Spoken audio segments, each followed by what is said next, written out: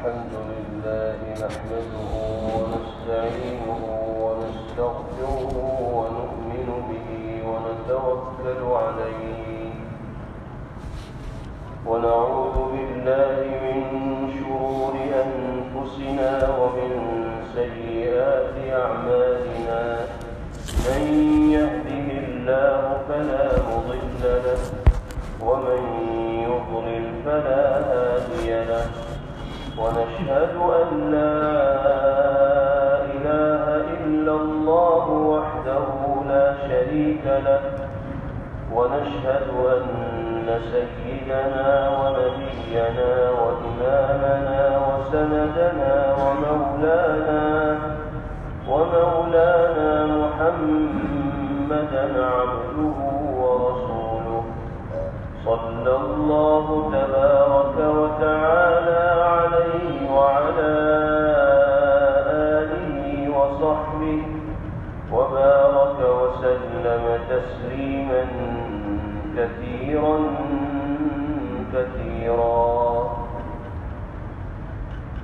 أما بعد فأعوذ بالله من الشيطان الرجيم بسم الله الرحمن الرحيم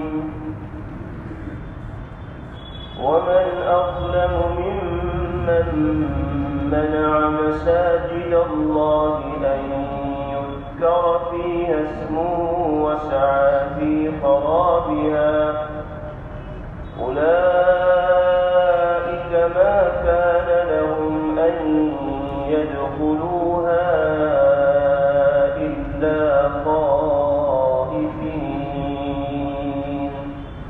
لهم في الدنيا خزي ولهم في الآخرة عذاب عظيم صدق الله مولانا العلي العظيم.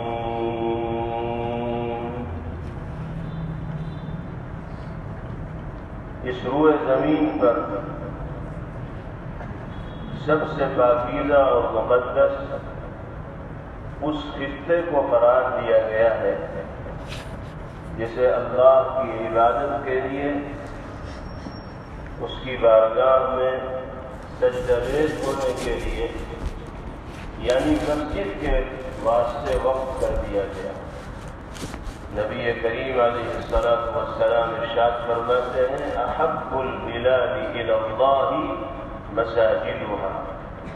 اللہ کی نگاہ میں روئے زمین پر سب سے پسندیدہ جگہیں وہ ہیں کہ ان کو باری تعالیٰ کی عبادت کے لیے خاص کر دیا گیا ہو, جہاں مسجد بنا دی گئی ہو, جہاں اللہ کے بندے اپنی پیشانیوں کو اللہ کی بارگاہ میں جھکاتے ہیں.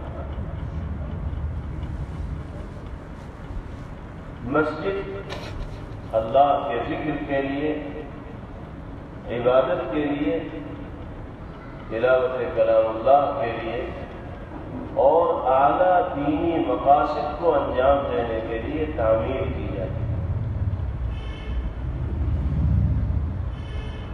اگر مسجد میں یا مسجد کے آس پاس کوئی ایسا کام ہو جس کی وجہ سے مسجد میں عبادت کرنے والے لوگوں کی عبادت میں خلل ہو تو یہ عمل اللہ کی نگاہ میں نہایت ناپسندیدہ ہے. اور باری تعالیٰ نے ایسے لوگوں کو ظالم کے لقب سے یاد کیا ہے جو مسجد میں عبادت کرنے والے لوگوں کی عبادت میں خلل انداز ہوتے ہیں. اب یہ خلل ڈالنا مختلف طریقوں سے ہو سکتا ہے. ہمارا کوئی بھی عمل مسجد میں عبادت کرنے والے لوگوں کے لیے اگر رکھنے کا باعث بنے گا تو ہم اللہ کی نگاہ میں مجرم اور قصوروار ہوں گے اور ہمیں جواب دہ ہونا پڑے گا. قرآن پاک کی اس آیت میں باری تعالیٰ نے یہی ضابطہ بیان کرنا ہے اور ارشاد ربانی وَمَنْ أَظْلَمُ مِمَّنْ مَنَعَ مَسَاجِدَ اللَّهِ أَنْ يُذْكَرَ فِيهَا اسْمُهُ وَسَعَى فِي خَرَابِهَا ان لوگوں سے زیادہ ظلم کرنے والا کون ہو سکتا ہے جو اللہ کے گھروں میں اللہ کا نام لیے جانے سے روکتے ہیں اور اللہ کے گھروں کی ویرانی کا باعث اور ذریعہ بنتے ہیں۔ اس آیت کریمہ کا نزول اگرچہ خاص واقعے کے پس منظر میں ہوا ہے، لیکن جو ضابطہ باری تعالیٰ نے اس میں بیان فرمایا ہے وہ بالکل عام ہے۔ نبی کریم علیہ السلام جب مدینہ منورہ سے حضرات صحابہ کرام رضوان اللہ علیہم اجمعین کو ساتھ لے کر مکہ مکرمہ کی جانب روانہ ہوئے تھے عمرے کے ارادے سے، تو کفار مکہ نے آپ کو مکے کے حدود میں داخل نہیں ہونے دیا۔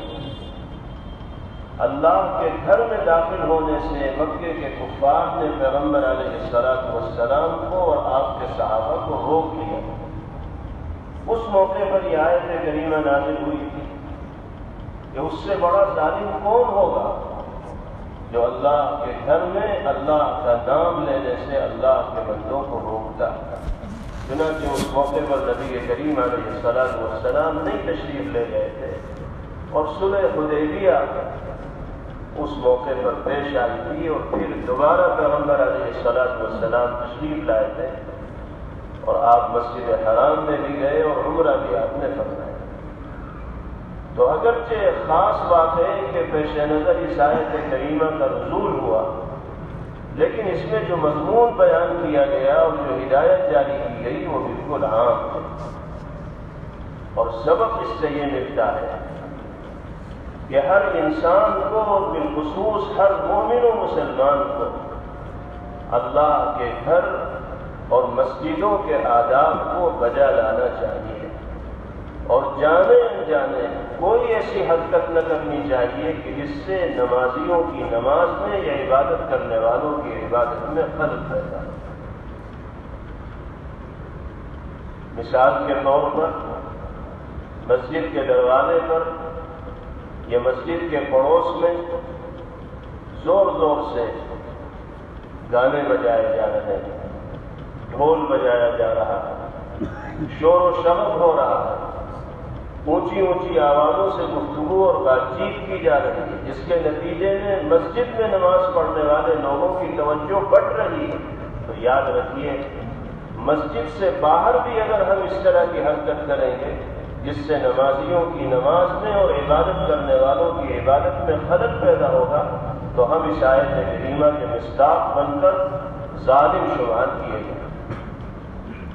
نبی کریم علیہ السلام نے ہر اس عمل سے امت کو باز رہنے کی تلقین فرمائی ہے جو مسجد میں عبادت کرنے والوں کے لیے خلل کا اور رکھنے کا باعث اور ذریعہ بنتا ہے۔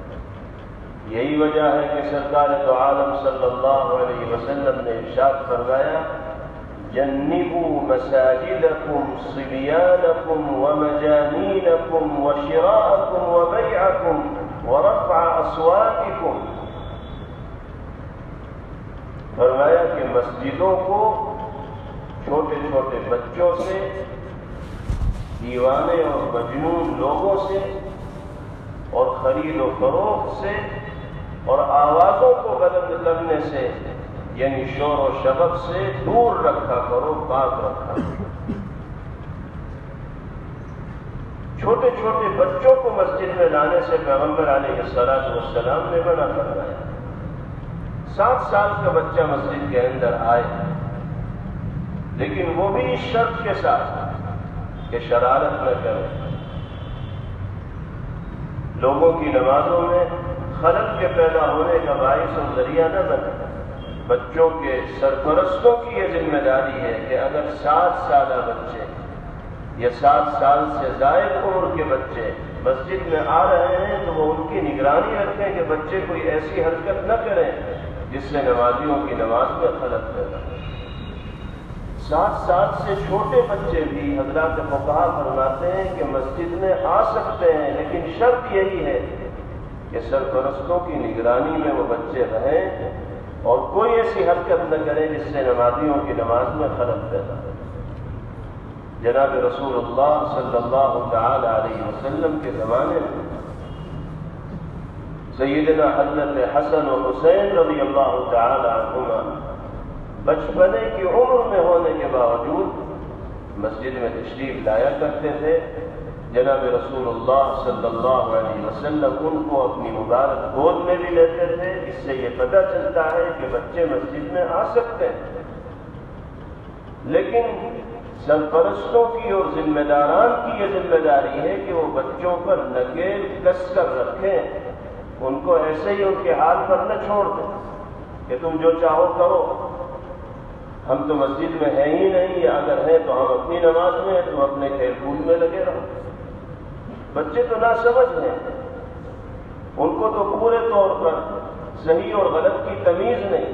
یاد رکھیے، اگر ہماری غفلت کی وجہ سے بچے مسجد میں آ کر ایسی حرکت کریں گے جس سے نمازیوں کی نماز میں خلل پیدا ہوگا، تو بچوں سے تو مواخذہ نہیں ہوگا، لیکن ہم سے اور آپ سے مواخذہ ضرور ہوگا. اس لیے ہمیں اپنی اس ذمہ داری کو بہت اچھی طرح سمجھنا چاہیے اور اس کو ادا کرنے کی کوشش کرنی چاہیے. گھروں سے بچے چلے جاتے ہیں اور والدین کو کوئی فکر ہی نہیں ہوتی کہ بچہ ہمارا کہاں گھوم رہا ہے، کیا کر رہا ہے.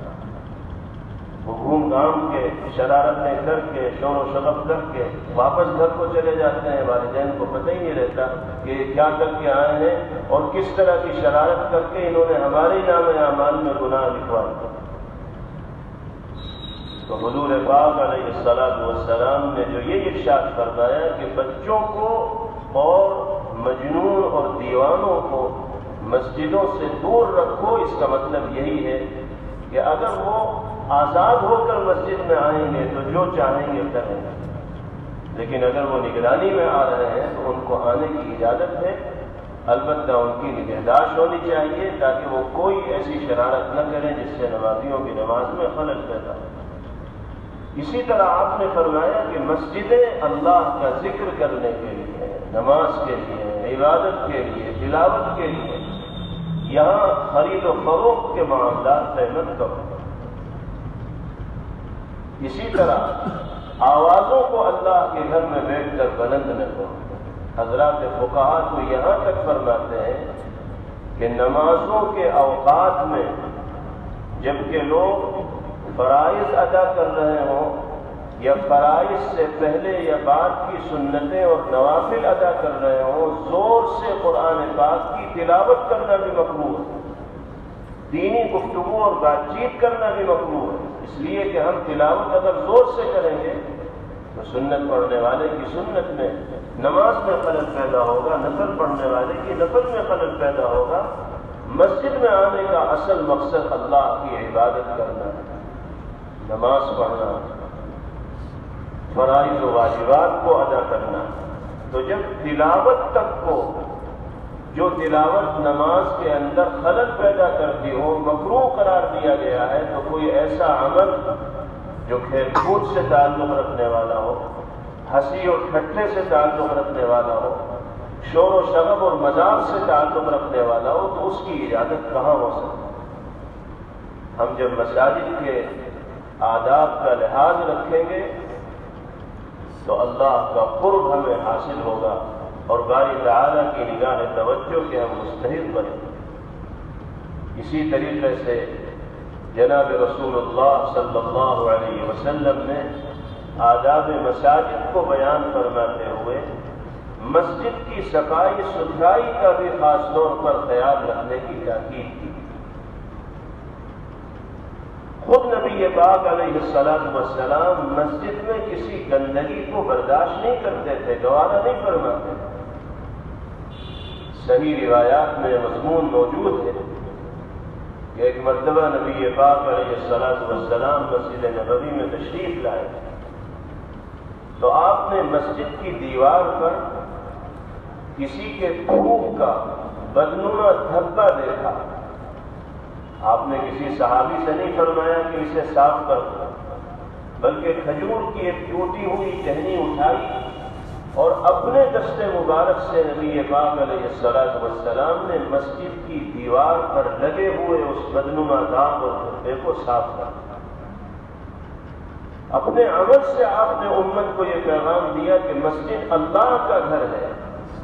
تم اپنے گھر کو جس طرح صاف ستھرا اور اچھا رکھنے کی کوشش کرتے ہو، اللہ کے گھر کو اپنے گھر سے 70 گنا صاف ستھرا اور اچھا رکھنے کی کوشش کرو. اور جب اپنے گھر میں صفائی کی ضرورت ہوتی ہے تو تم خود صفائی کر لیتے ہو، تو اللہ کے گھر میں اگر صفائی کی ضرورت ہو تو صفائی کے اس عمل میں شریک ہونا اپنے لیے سعادت سمجھو. مسجد کی خدمت عبادت ہے. اللہ جن بندوں سے مسجد کی خدمت کا کام لے لیتے ہیں وہ بندے باتوفیق ہوتے ہیں، خوش نصیب ہوتے ہیں کہ اللہ نے اپنے گھروں کی خدمت کے لیے ان کو چن لیا، منتخب کر لیا.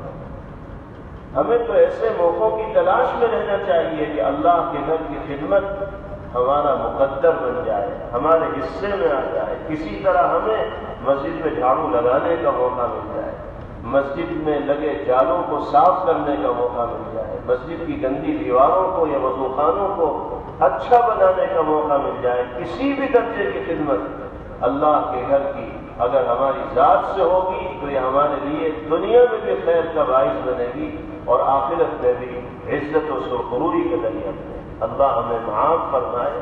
ہماری صورتحال یہ ہے کہ مسجد میں آنے کے بعد ساری چیزیں ہمیں صحیح کیسے ملنی چاہیے. اگر کوئی بھی نامناسب چیز مسجد کے اندر دکھائی دے گی تو ہم خود اتنے لاٹ صاحب ہیں کہ اس کو ٹھیک نہیں کریں گے، بلکہ ادھر ادھر کی باتیں کریں گے اور نہ جانے کس کس کو مورد الزام اور ذمہ دار قرار دیں گے. ٹھیک ہے، منتظمہ کمیٹی کی اپنی ذمہ داری ہوتی ہے، جہاں تک ممکن ہو انہیں اپنی ذمہ داریوں کو ادا کرنا ہے، لیکن مسجد تو سب کے لیے برابر کا درجہ رکھنے والا اللہ کا گھر ہے. جیسے منتظمہ کمیٹی کے اراکین کی ذمہ داری مسجد کی صفائی ستھرائی کا اہتمام کرنے کی ہے، اسی طرح ہر مصلی کی اور نمازی کی یہ ذمہ داری ہے کہ جب وہ اللہ کے گھر میں آ رہا ہے اور کوئی نامناسب چیز اس کو محسوس ہو رہی ہے تو اپنی ذات سے اس کو صاف کرنے کی کوشش کرے اور صفائی ستھرائی کا اہتمام رکھنے میں کمیٹی کے لیے معین اور مددگار بنے. حضرت عائشہ صدیقہ رضی اللہ تعالی عنہ ارشاد فرماتی ہیں، امرنا رسول اللہ صلی اللہ علیہ وسلم ببناء المساجد في الدور وأن ينظفها. پیغمبر علیہ الصلاۃ والسلام ہمیں حکم دیا کرتے تھے کہ مسلمانوں کے محلوں میں، مسلمانوں کے علاقوں میں جہاں مسلمانوں کے گھر ہوں وہاں اللہ کے گھر کی تعمیر ضرور ہو. مسجدیں بناؤ، کیونکہ مسجد مسلمانوں کے لیے اجتماعیت کا مقام ہوتی ہے اور مرکز کی حیثیت رکھنے والی جگہ ہوتی ہے. 24 گھنٹے میں 5 مرتبہ علاقے کے مسلمان اللہ کے گھر میں جمع ہوتے ہیں، اکٹھے ہوتے ہیں.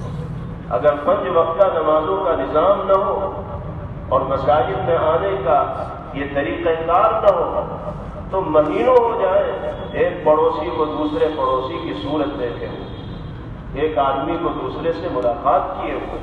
اللہ نماز کی برکت سے مسجد کے حلقے میں رہنے والے لوگوں کی صورتحال سے واقف ہونے کا موقع دیتے ہیں، ایک دوسرے کے احوال سے باخبر ہونے کا موقع دیتے ہیں، ایک دوسرے کی زیارت و ملاقات کا موقع ملتا ہے. اس لیے آپ حکم دیا کرتے تھے کہ جہاں جہاں مسلمانوں کے گھر ہیں وہاں اللہ کے گھروں کی تعمیر ہونی چاہیے.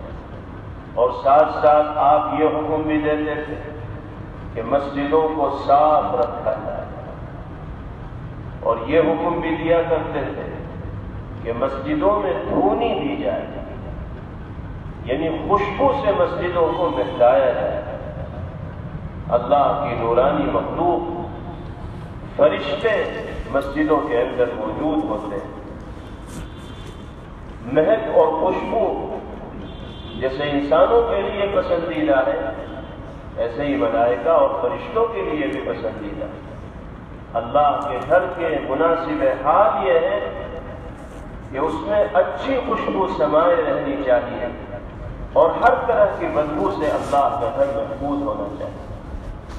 نبی کریم علیہ الصلوۃ والسلام نے تو یہاں تک ہدایت دی کہ ہم کوئی ایسی چیز کھا کر بھی مسجد کے اندر نہ جائیں جس کی وجہ سے ہمارے منہ سے بو نکل رہی ہو اور نماز پڑھنے والے لوگوں کو تکلیف ہو۔ ایک روایت میں آپ نے ارشاد فرمایا من اکل ثوما او بصلا فلا يقربن مصلانا، جو آدمی کچی پیاز یا کچا لہسن کھا کر گھر سے نکلا تو ہماری مسجدوں کے قریب بھی نہ آئے۔ فإن الملائکة تتأذى مما يتأذى منه ابن آدم، اس لیے کہ جن چیزوں سے انسانوں کو اذیت و تکلیف ہوتی ہے انہی چیزوں سے ملائکہ اور فرشتوں کو بھی تکلیف ہوتی ہے۔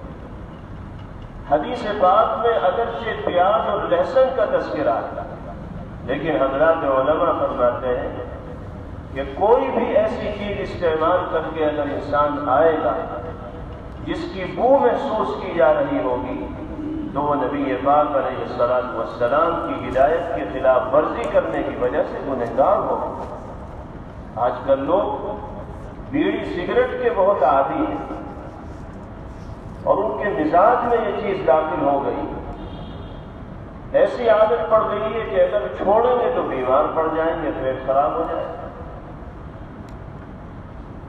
اب بیڑی پیتے ہوئے آتے ہیں، مسجد کے دروازے پر بیڑی منہ سے نکلتی ہے یا وضو خانے میں آ کے بیڑی چھوٹتی ہے، اس کے بعد جب مسجد کے حدود میں قدم رکھتے ہیں تو منہ سے اس بیڑی کی بو ختم نہیں ہوتی، ختم اسی وقت ہوگی جب مسجد آنے سے کچھ وقت پہلے ہم بیڑی چھوڑ دیں اور پھر کوئی خوشبودار چیز اپنے منہ میں رکھیں گے، استعمال کریں گے، میٹھی سونف استعمال کر لیں گے، کوئی خوشبودار چیز استعمال کریں گے، تب وہ بو جائے گا۔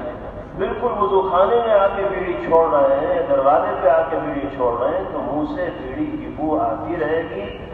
آپ نماز کے لیے جماعت میں اور سب میں کھڑے ہوں گے، آپ کے قریب جو ساتھی کھڑا ہوگا وہ آپ کے منہ سے نکلنے والی اس بو کو محسوس کرے گا۔ انسان جب محسوس کر رہا ہے تو فرشتے تو بدلے اولا محسوس کریں گے۔ نماز بھی پڑھی جا رہی ہے اور ساتھ ساتھ گناہ بھی ہو رہا ہے، اللہ کے بندوں کو بھی اذیت ہے اور اللہ کے فرشتوں کو بھی تکلیف پہنچائی جائے۔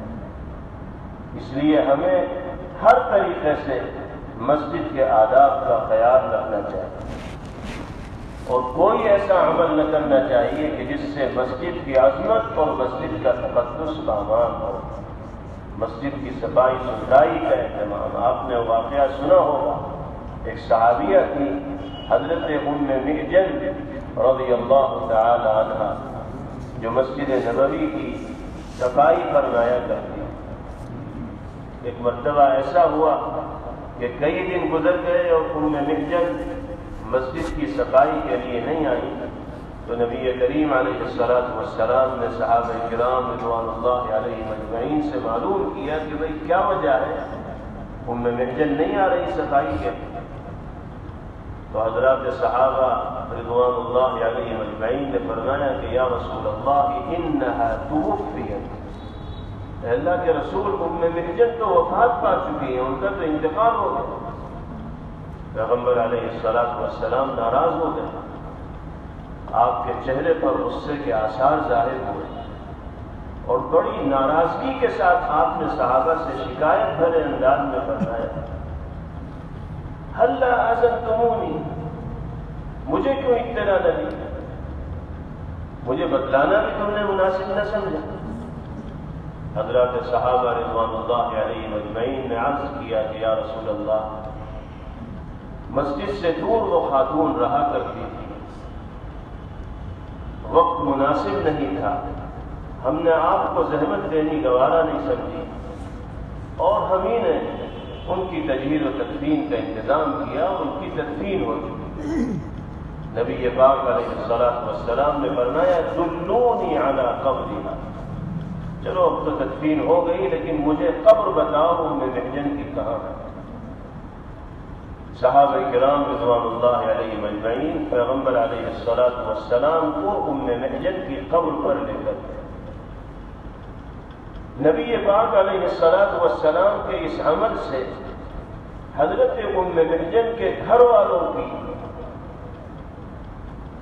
کیا کیفیت ہوئی ہوگی اور ان کے دل میں پیغمبر علیہ الصلوۃ والسلام کی کتنی قدر و منزلت ہوئی ہوگی، اس کا اندازہ لگایا جا سکتا ہے۔ ایک معمولی سی خاتون جس کے انتقال کی خبر بھی صحابہ نے پیغمبر علیہ الصلوۃ والسلام کو نہیں دی، اس کے لیے اللہ کے حبیب صلی اللہ علیہ وسلم کے دل میں اتنا بڑا مقام کہ ان کی قبر پر تشریف لے جا رہے ہیں۔ اس عمل سے پیغمبر علیہ الصلوۃ والسلام نے انسانیت کو مساوات اور برابری کا درس دیا۔ سماج میں اونچ نیچ کا تصور نہ ہونا چاہیے۔ کوئی مالی اعتبار سے، معاشی اعتبار سے اگر کمزور ہے اور ہمیں اللہ نے کچھ فراوانی عطا کر رکھی ہے تو ہمیں اپنی حیثیت کو بھولنا نہ چاہیے، بلکہ سب کے ساتھ یکساں سلوک اور برتاؤ کرنا چاہیے۔ انسان ہونے کی بنا پر جس کا جو حق ہے وہ حق اس کو ملنا چاہیے، اسے دینا چاہیے۔ چنانچہ پیغمبر علیہ الصلوۃ والسلام وہاں تشریف لے گئے اور پھر آپ نے ان کے جنازے کی نماز پڑھی۔ حالانکہ مسئلہ یہ ہے کہ اگر میت کی نماز جنازہ ہو چکی ہو تو پھر جنازے کی نماز نہیں پڑھی جائے گی، لیکن اگر کسی کے جنازے کی نماز ہوئی ہی نہ ہو اور ویسے ہی دفنا دیا گیا ہو تو جب تک میت کے قبر میں پھولنے پھٹنے کا امکان نہیں ہوتا اس سے پہلے قبر ہی میں جنازے کی نماز پڑھی جا سکتی۔ لیکن یہاں تو ان کے جنازے کی نماز ہو چکی، پھر بھی جناب رسول اللہ صلی اللہ علیہ وسلم نے ضابطے سے مستثنی کر کے حضرت ام محجن رضی اللہ عنہا کے جنازے کی نماز پڑھی۔ وہ اس ضابطے سے مستثنی قرار دی۔ اور پھر اس کے بعد ایک عجیب بات پیش آئی۔ جب آپ نماز سے فارغ ہوئے تو آپ نے ام محجن کو خطاب کر کے سوال کیا، ای العمل وجدت افضل؟ پوچھا کہ ام محجن تم دنیا سے چلی گئی، یہ بتاؤ کہ آخرت میں اللہ کی بارگاہ میں پیشی کے وقت تمہیں اپنے اعمال میں کون سا عمل سب سے زیادہ افضل محسوس ہے؟ جب یہ سوال پیغمبر علیہ الصلوۃ والسلام نے فرمایا تو صحابہ کرام رضوان اللہ علیہم اجمعین حیران ہوئے اور عرض کیا کہ یا رسول اللہ اتسمع؟ اے اللہ کے رسول، کیا یہ آپ کے سوال کو سن رہی ہیں؟ جب انتقال ہو چکا ہے تو قبر میں آرام کر رہی ہیں اور آپ تو ایسے سوال کر رہے ہیں جیسے زندہ سے پوچھتے ہو، کیا یہ آپ کی بات سن رہی ہیں؟ پیغمبر علیہ الصلوۃ والسلام نے ارشاد فرمایا کہ تم سے زیادہ یہ میری بات سننے والی ہے، اس لیے کہ جو مالک، جو ذات تمہیں اور مجھے سننے کی صلاحیت پیدا کر سکتی ہے وہ ان کو بھی سننے کی صلاحیت پیدا کر سکتی ہے۔ سنانا اور نہ سنانا یہ اللہ ہی کے تو اختیار میں ہے۔ اللہ کی مرضی سے ہم اور تم سنتے ہیں، اللہ ہی کی مرضی سے یہ بھی سن رہی ہے۔ پھر آپ نے فرمایا کہ میں نے جو سوال کیا اس کا جواب بھی ان کی طرف سے آتا ہے۔ صحابہ نے پوچھا کہ کیا جواب دیا؟ آپ نے ارشاد فرمایا کہ جب میں نے سوال کیا کہ تم نے کون سا عمل سب سے افضل پایا تو ان کا جواب یہ تھا کہ مسجد کی صفائی میں نے اپنے اعمال میں سب سے افضل عمل پایا۔ اس واقعے سے یہ اندازہ لگایا جا سکتا ہے کہ اللہ کے گھر کی خدمت ایک انسان کے لیے کتنے اعلیٰ درجے کی سعادت کی چیز ہے، اور واقعتاً اللہ کے گھر کی خدمت کو سعادت ہی سمجھ کر، عبادت ہی سمجھ کر انجام دینا چاہیے۔ اسی طریقے سے قرآن پاک میں ایک اور ادب اللہ نے اپنے گھروں کا بیان کیا اور ارشاد فرمایا، یا بنی آدم خذوا زینتکم عند کل مسجد، اے انسانوں مسجد میں جاتے وقت زینت کو اختیار کیا۔ زینت کو اختیار کرنے کا مطلب یہ ہے کہ صاف ستھرے ہو کر اچھا لباس پہن کر اپنی ظاہری اور باطنی کیفیت کو درست کر کے اللہ کے گھر میں داخل ہوا کرو۔ ایسے ہی پھٹے پرانے میلے کپڑوں میں اور پسینے میں شرابور ہو کر اس طرح مسجد میں آنا کہ قریب میں کھڑے ہوئے ساتھی کو بھی آپ کے پسینے کی بو محسوس ہو، تو یہ مسجد کی بے احترامی اور بے ادبی۔ جمعے اور عیدین کے موقع پر غسل کرنے کی جو ہدایت دی گئی ہے، اس کی وجہ یہی ہے کہ جمعے کی نماز میں بڑی تعداد میں مسلمان جمع ہوتے ہیں، عیدین میں بھی بڑی تعداد میں مسلمان جمع ہوتے ہیں، تو انسان صاف ستھرا ہو کر، خوشبو لگا کر، اچھا لباس پہن کر اللہ کے گھر میں جائے، اللہ کے گھر میں جائے، اس کے جانے سے یہ اندازہ ہو کہ واقعتاً احکم الحاکمین کی بارگاہ میں حاضری کی نیت سے جا رہا ہے۔ آج ہم دنیا کے معمولی عہدیداروں کے پاس اگر ملاقات کے لیے جاتے ہیں تو ہمارا سوٹ تیار رہتا ہے کہ فلاں صاحب سے ملنے جانا ہے، نیا سوٹ سلوا۔ دنیا کا بڑے سے بڑا بادشاہ ہو، دنیا میں جتنے ملک ہیں سب کے بادشاہ جمع ہو جائیں، ان کو بادشاہ بنانے والی ذات اللہ کی ہے، وہ بادشاہوں کا بادشاہ ہے۔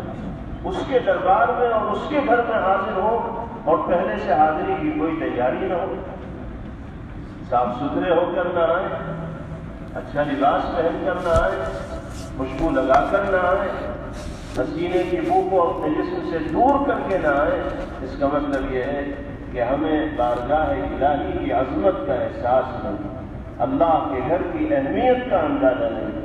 ہمیں دنیا میں کسی شخص سے ملاقات کے لیے جس طرح تیاری کی فکر ہوتی ہے، اس سے کہیں زیادہ تیاری اللہ کے گھر میں حاضری کے لیے ایک مسلمان کو کرنی چاہیے، اور یہ قرآن کا حکم ہے، یا بنی آدم خذوا زینتکم عند کل مسجد، اے انسانوں مسجد میں جاتے وقت زینت کو اختیار کرو۔ زینت ظاہری بھی ہوتی ہے، اور ظاہری زینت کا مطلب یہی ہے کہ جسم بھی صاف ہو اور کپڑے بھی صاف ہو، اور زینت ایک باطنی ہوتی ہے۔ مسجد میں جائیں تو ظاہر بھی صاف کریں اور باطن بھی صاف کریں۔ باطن کو صاف کرنے کا مطلب یہ ہے کہ دل میں جو داغ لگے ہوئے ہیں، جو دھبے لگے ہوئے ہیں، کینہ، حسد، بغض، ایک دوسرے کے خلاف سازش کے جو جذبات ہیں، اللہ کے گھر میں قدم رکھنے سے پہلے اپنے دل سے ان خراب جذبات کو کھرچ دو اور باہر نکال دو۔ اب تم اس مالک کے دربار میں جا رہے ہو کہ جس کا دربار ہی دربار کہے جانے کے لائق ہے، اس کے دربار میں اس سے لو لگانی ہے تو اپنے ظاہر کو بھی صاف کرنا ہوگا اور باطن کو بھی صاف کرنا ہوگا۔ جب انسان اس صفائی کے ساتھ اللہ کے گھر میں حاضر ہوگا تو پھر عبادت کا لطف ہی کچھ اور ہوگا، نماز کا مزہ ہی کچھ اور ہوگا۔ پھر تو مسجد میں جی ایسا لگے گا کہ داخلے کے بعد باہر جانے کی طبیعت نہیں چاہے۔ اللہ تعالی ہم سب کو اسی طرح مساجد کے آداب کا لحاظ رکھنے کی توفیق عطا کرے۔ قرآن کریم میں جو لوگ مسجد کی بے ادبی کرنے والے ہیں ان کو وعید سنائی اور ارشاد فرمایا گیا، وَمَنْ أَظْلَمُ مِمَّنْ مَنَعَ مَسَاجِدَ اللَّهِ أَنْ يُذْكَرَ فِيهَا اسْمُهُ وَسَعَى فِي خَرَابِهَا۔ ان لوگوں سے بڑا ظالم کون ہو سکتا ہے جو اللہ کے گھر میں اللہ کا نام لینے سے روکے اور مسجد کی ویرانی کی کوشش کرنے والا۔ مسجد کو ویران کرنے کا ایک مطلب تو بالکل ظاہر ہے کہ لوگوں کو نماز پڑھنے سے روک دیا جائے، مسجد کے دروازے پہ تالے لگا دیے جائیں، مسجد میں لوگوں کو جانے نہ دیا جائے، مسجد ویران ہو جائے گی، یا خدا نخواستہ مسجد پر حملہ کر دیا جائے، مسجد کی عمارت کو اٹھا دیا جائے، تو یہ بھی مسجد کو ویران کرنا ہے۔ لیکن ایک ویرانی یہ ہے کہ مسجد کے حلقے میں رہنے والے لوگ مسجد کا حق ادا کرنے کے لیے باجماعت نمازوں کی ادائیگی کا اہتمام نہ کریں، وہ بھی مسجد کی ویرانی کا سبب اور ذریعہ ہوتا ہے۔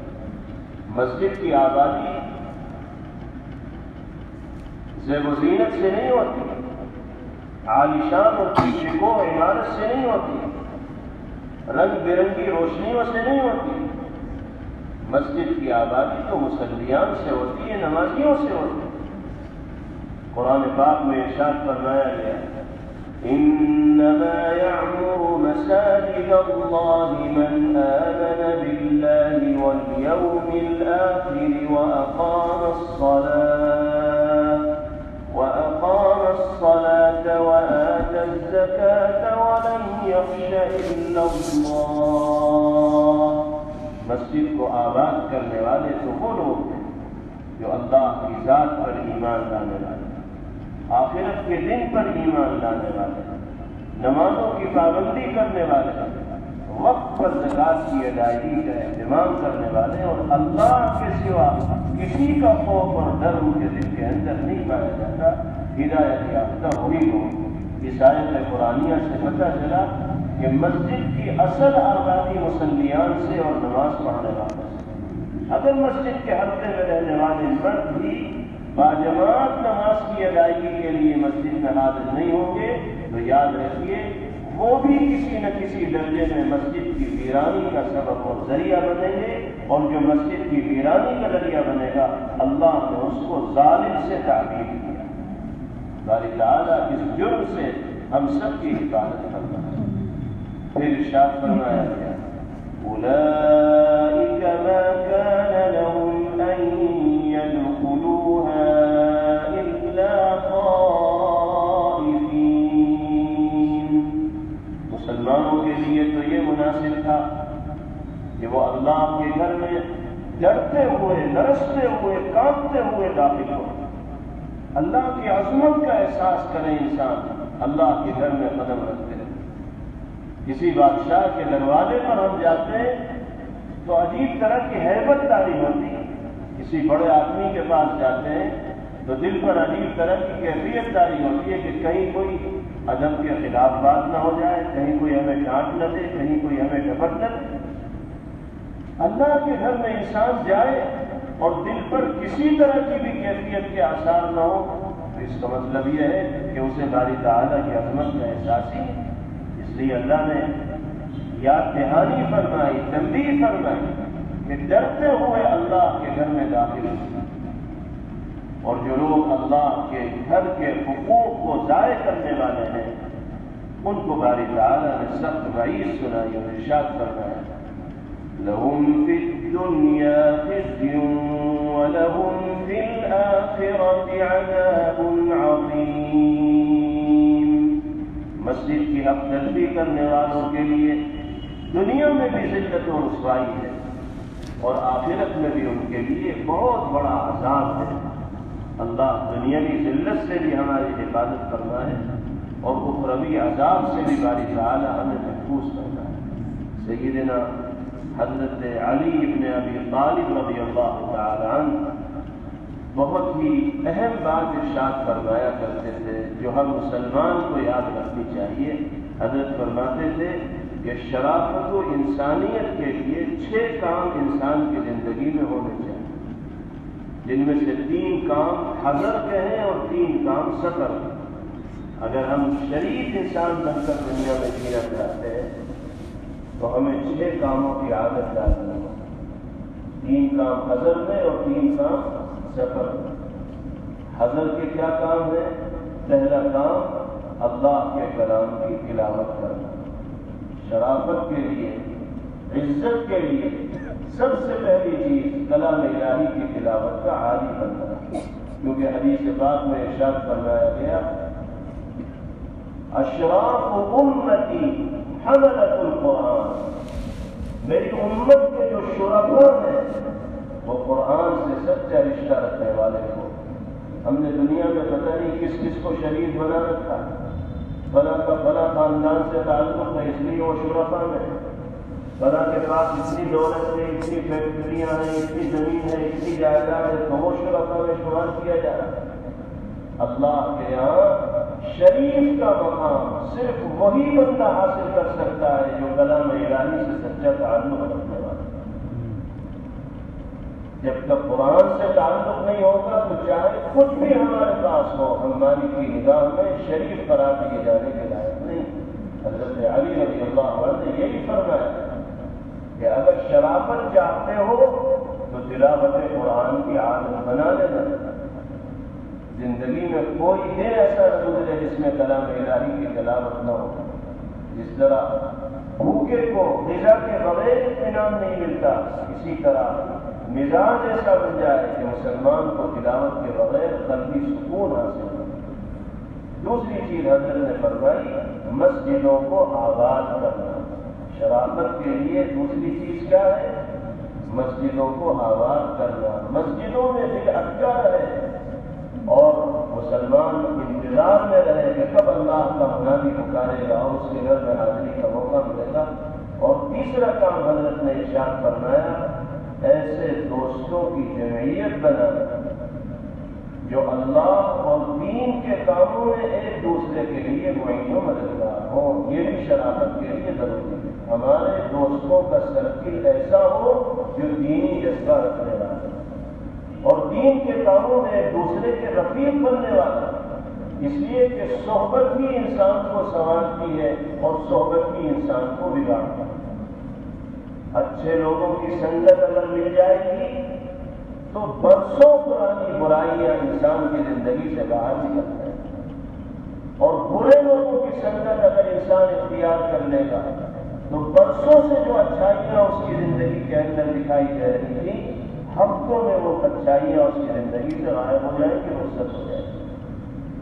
اس لیے بہت اہم نصیحت حضرت نے فرمائی ایسے دوستوں کی جمعیت بناؤ جو دین کے کاموں میں ایک دوسرے کے لیے معاونت کا اور مدد کا جذبہ رکھنے والے ہوں۔ یہ تین کام کہاں کے ہیں؟ حضر کے۔ حضر کا مطلب جو ہم اپنے گھروں میں ہوں، اپنے شہر میں ہوں، تو ان تین کاموں کی پابندی کرنی ہے: تلاوت، مسجدوں کی آبادی اور اچھے لوگوں کے سرکل میں رہنا۔ پھر تین کام سفر کے ہیں، جس میں سے پہلا کام حضرت نے بیان فرمایا کہ سفر میں جو توشہ لے کر جا رہے ہو اس سے غریب لوگوں کی بھی مدد کرو، اپنے توشے سے غریب ساتھیوں کی مدد کرو۔ دوسرا کام سفر میں جو لوگ ملے ان کے ساتھ حسن خلق سے پیش آئے، اچھے اخلاق سے پیش آئے۔ اور تیسرا کام سفر میں جو لوگ ساتھی ہوں ان کے ساتھ شرعی دائرے میں رہتے ہوئے خوش طبعی کا معاملہ کرنا، بالکل منہ بسوڑ کر ساتھیوں کے ساتھ اگر آپ سفر کریں گے تو 2 گھنٹے کا سفر بھی 10 گھنٹے کا محسوس ہوگا، اس لیے کہ سب خاموش بیٹھے ہوئے ہیں تو وقت گزارنا مشکل ہو رہا ہے۔ سفر کا ادب یہ ہے کہ جب سفر میں آپ کے ساتھ رفقا ہے تو آپ بے تکلف ہو کر ان سے گفتگو اور بات چیت کیجیے، شریعت کے دائرے میں رہتے ہوئے ہنسی مذاق اور خوش طبیعی کیجیے۔ بالکل عبوسن کم تحیرہ بن کر اگر آپ سفر کریں گے تو پھر وہ سفر نہیں عذاب ہو جائے گا، اس سفر کے مرحلے کو پورا کرنا مشکل ہو۔ یہ بہت اہم نصیحت سیدنا حضرت علی بن ابی طالب رضی اللہ عنہ نے فرمائی۔ باری تعالیٰ ہم سب کو ان نصائح پر عمل کرنے کی توفیق نصیب فرمائیں اور اپنے گھروں کے آداب کا خیال رکھنے کی باری تعالیٰ ہم سب کو توفیق و عمل فرمائیں۔ وآخر دعوانا الحمد للہ رب العالمین۔ Thanks for watching. Don't forget to like, comment, share and subscribe to Al Wahid channel.